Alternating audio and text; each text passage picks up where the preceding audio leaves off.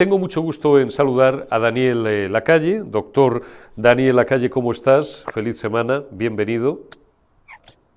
Todo muy bien, muchísimas gracias por invitarme, como siempre. Gracias, como siempre, a ti por tu gentileza.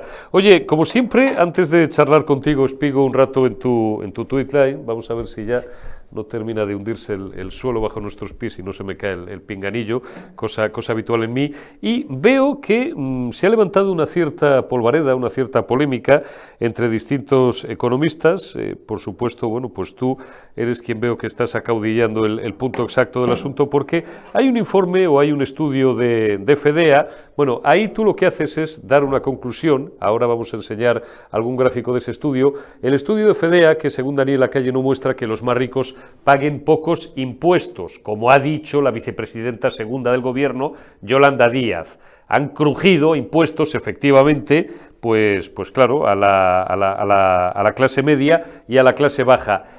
Ahí tenéis algunos gráficos, no hace falta tampoco, bueno, si los que seáis más cafeteros podéis congelar la imagen y luego ampliar y ver detenidamente las distintas barras, pero es un estudio de FEDEA que hay algunos economistas que precisan que la diferencia entre la progresividad de la imposición efectiva entre el percentil 100 y el resto no se debe a la imposición de las rentas. ¿Por qué este afán en tergiversar los datos, Daniel, habitualmente muy querido por la izquierda, y en malinterpretar los datos para siempre criminalizar a los mismos?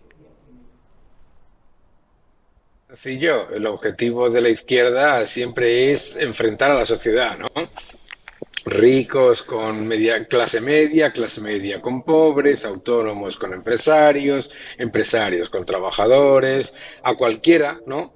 Cuando la evidencia empírica es que el gran problema de la sociedad española no es la diferencia entre ricos y pobres, sino la diferencia entre políticos extractivos y contribuyentes, ¿verdad? El gran problema que muestra este informe es que este gobierno ha incumplido tantas veces repetida, ¿no? Que les hemos escuchado todos. Este gobierno no va a subir los impuestos a la clase media y trabajadora. Bueno, pues lo primero que te muestra es que la cuña fiscal a la clase media y trabajadora la han disparado, que es lo que le digo yo. Lo que demuestra es que el percentil más rico, ajustado por todas las partes de ingresos por impuestos, el percentil más rico no paga pocos impuestos. En España es que los impuestos son muy elevados para todos, ¿no? Y por supuesto, también es importante recordar que es que este informe solamente está hablando de los impuestos directos, no está hablando de lo que pagamos por IVA, de lo que estamos hablando de los impuestos indirectos, etcétera, etcétera, etcétera, ¿no? Ya sabes que existe este informe fantástico en el que se habla de el Día de la Liberación. Que vemos es que año tras año, con el gobierno de Sánchez, el día de la liberación fiscal es cada vez más tarde. Sí. Las rentas más altas, la mayoría de los ciudadanos que tienen rentas más altas, esas personas están trabajando para el fisco hasta prácticamente septiembre. Totalmente. Es que se dice pronto, ¿no? Sí. Entonces, el problema de Yolanda Díaz es el de siempre. El problema de Yolanda Díaz es el de siempre. Es el de intentar incentivar la envidia y, por supuesto, el enfrentamiento. Así es. Hubo un tiempo para los muy cafeteros también en el que celebrábamos ese concepto tan anglosajón, pero que ya hemos importado aquí y en otros países europeos desde hace mucho tiempo también para evidenciar y para denunciar pues lo que denunciamos, ese carácter extractivo y aparte de coactivo de los impuestos. Hubo un tiempo que lo celebrábamos en junio. Ahora estamos ya en mediados finales de agosto y acabaremos, Daniel, celebrándolo, pues no sé, macho, en noviembre, ¿no?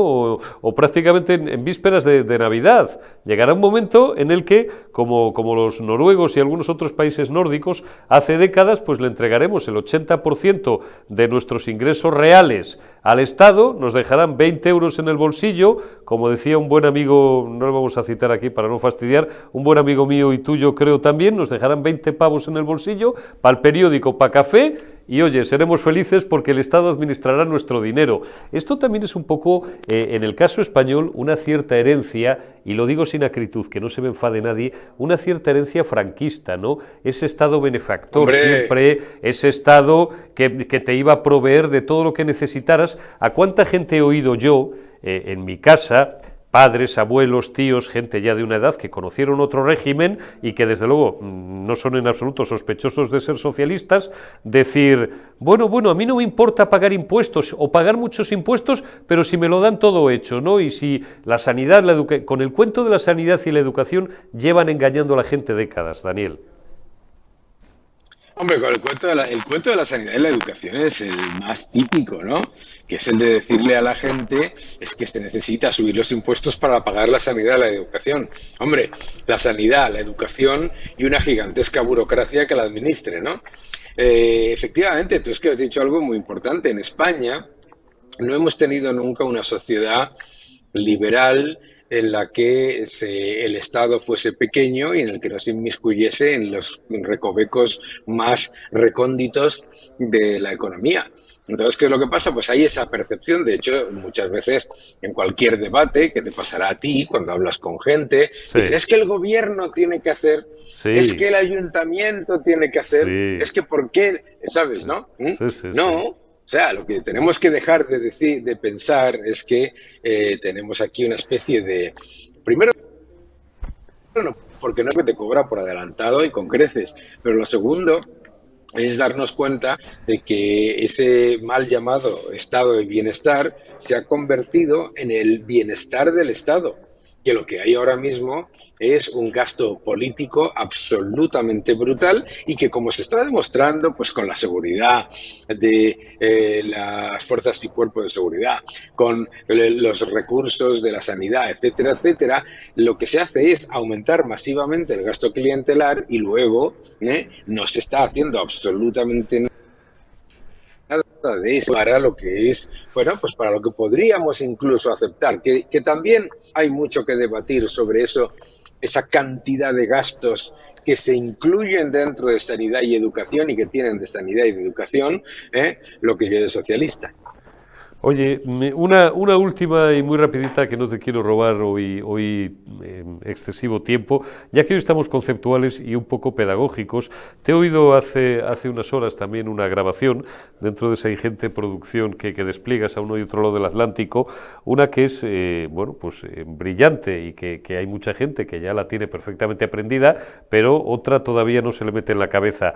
El aumento de deuda pública, dice el doctor Lacalle, ni es gratis ni es irrelevante, como hemos repetido aquí hasta la saciedad con Daniel, con José Ramón, con Julián, con Marcos de Quinto, con un montón, bueno, pues con los mejores economistas de España. Más déficit y más deuda pública significa menor crecimiento, productividad y salarios reales y más impuestos en el futuro y un brutal efecto negativo sobre pymes y familias. ¿Algún día tendremos un gobierno, Daniel, digno de tal nombre que no ya que se le meta esto en la cabeza, porque hemos tenido gente en el Ministerio que esto se lo sabe muy bien en los últimos 20 años, pero luego no lo aplican?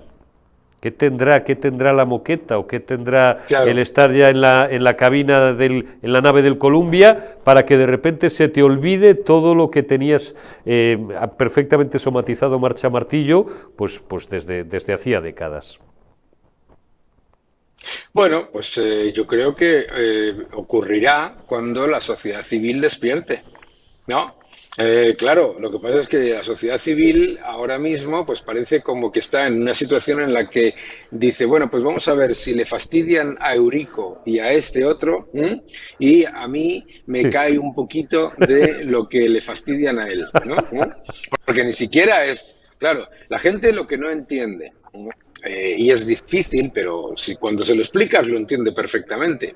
La gente debería entender que el socialismo no es la redistribución hacia los pobres, sino la redistribución desde la clase.